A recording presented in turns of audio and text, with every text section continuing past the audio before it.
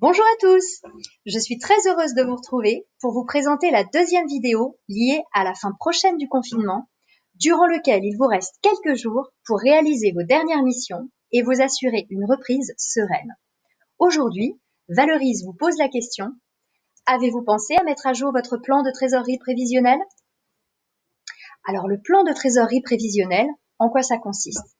Eh bien c'est un tableau qui vous permet d'avoir une visibilité très claire sur vos différents flux financiers à court terme, c'est-à-dire une vision globale et anticipée des encaissements et des décaissements à prévoir pour les 2 ou 3 prochains mois. Dans quel but? C'est un outil essentiel à la gestion de votre entreprise qui vous permet d'anticiper et de piloter votre trésorerie à partir des vrais flux. Vous allez ainsi connaître précisément l'état de votre trésorerie à la fin du mois et aussi le cumul de trésorerie à la fin d'une période donnée. Pourquoi? D'abord pour prévoir le budget de votre entreprise sur les mois à venir et ajuster par exemple les dépenses à effectuer ou pas. Ensuite, vous allez mettre en évidence les décalages de trésorerie et ajuster par exemple les délais de paiement accordés à vos clients. Enfin, vous allez pouvoir anticiper une éventuelle baisse de l'activité et agir en conséquence.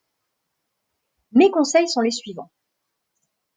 Dans ce tableau, les créances clients doivent être indiquées en TTC, puisqu'il s'agit d'effectuer un suivi des flux d'argent réels. Il conviendra donc de penser à y renseigner le montant de la TVA à régler, s'il y en a. Pour alimenter ce tableau, vous ne tiendrez pas compte des dates d'émission des factures, mais bien des dates d'échéance. Par exemple, j'ai facturé Monsieur B pour un montant de 200 € à la date du 20 février, avec une date d'échéance à 45 jours. Eh bien, le montant de 200 € rentrera dans la colonne avril de la partie encaissement de mon tableau.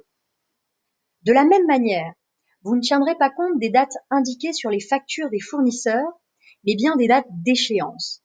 Par exemple, le fournisseur A m'a transmis une facture de 150 € datée du 9 avril avec une échéance à 30 jours.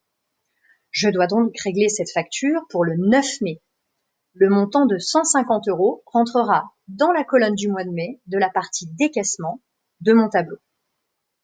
Alors, créer et mettre à jour régulièrement son plan de trésorerie prévisionnel, c'est essentiel et ça demande un travail rigoureux. Si vous ne savez pas comment vous y prendre, Valorise peut vous y aider. Demain, je vous demanderai si vous avez pensé à vous mettre en conformité avec le RGPD. Et surtout, rappelez-vous, l'optimisation de vos outils est une des clés pour gérer votre entreprise sereinement. Je vous souhaite une très belle journée. À bientôt!